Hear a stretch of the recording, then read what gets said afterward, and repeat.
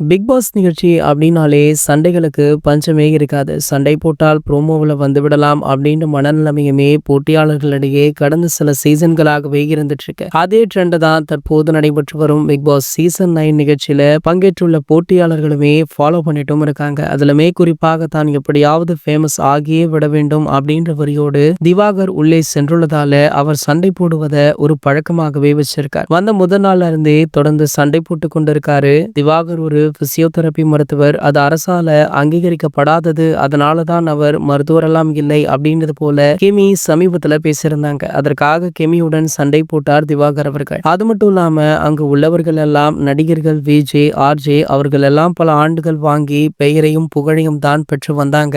ஆனால் அவங்க பெற்ற பெயரையும் புகழையுமே தான் ஒரே ஆண்டுல பெற்றுவிட்டதாக உள்ளே பெருமை பேசிக் கொண்டுமே இருந்தாரு. அதனால திவாகரை பார்த்து பலருமே அங்க கோபப்படும் அளவிற்கு அவர் நடந்து கொள்றாரு.